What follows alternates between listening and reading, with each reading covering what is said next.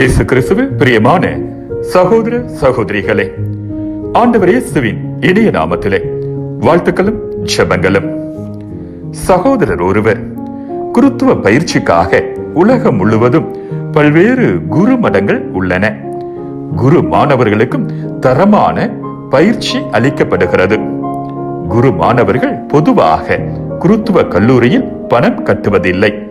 அப்படி எனில் குருத்துவ கல்லூரியின் பராமரிப்பு மற்றும் செலவுகளை யார் ஏற்றுக்கொள்கிறார்கள் என்று கேட்டிருந்தார். அன்பார்ந்தவர்களே, லத்தீன் வழிபாட்டு முறை கத்தோலிக்க திரு அவை சட்ட தொகுப்பின் சட்ட எண் 263 குருத்துவ கல்லூரியின் நிறுவுதல் மற்றும் பராமரிப்பு, மாணவர்களின் வாழ்வாதாரம், ஆசிரியர்களின் ஊதியம் மற்றும் மற்ற தேவைகள் ஆகியவற்றிற்கு ஏற்பாடு செய்யப்படுவதை மறை மாவட்ட ஆயர் கவனித்துக் கொள்ள வேண்டும். பல்வேறு மறை மாவட்ட குருத்துவ கல்லூரியாக இருந்தால் அதற்கு தொடர்புடைய ஆயர்கள் பொதுவான ஒப்பந்தத்தால் அவர்கள் ஒவ்வொருவருக்கும் நிர்ணயிக்கப்பட்ட அளவுக்கு இத்தகைய ஏற்பாடுகளை செய்ய வேண்டும் என்று கூறுகிறது.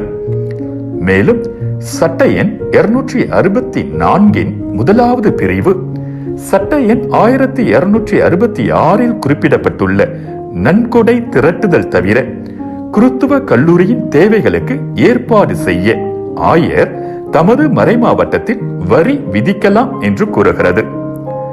சட்ட எண் 264 இரண்டாவது பிரிவு மறை மாவட்டத்தில் நிறுவனத்தை கொண்டிருக்கும் அனைத்து திரு அவை சட்ட ஆட்கள், தனி சட்ட ஆட்கள் கூட குருத்துவ கல்லூரிக்கான இந்த வரிக்கு உட்பட்டுள்ளனர்.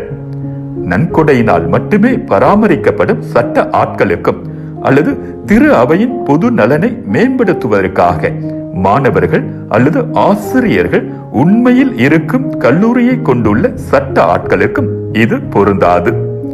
இந்த வரி பொதுவானதாகவும் அதற்கு உட்பட்டவர்களுடைய வருமானத்திற்கு உரிய அளவிலும் மற்றும் குருத்துவ கல்லூரியின் தேவைகளுக்கு ஏற்ப நிர்ணயிக்கப்பட்டதாகவும் இருக்க வேண்டும் என்று கூறுகிறது.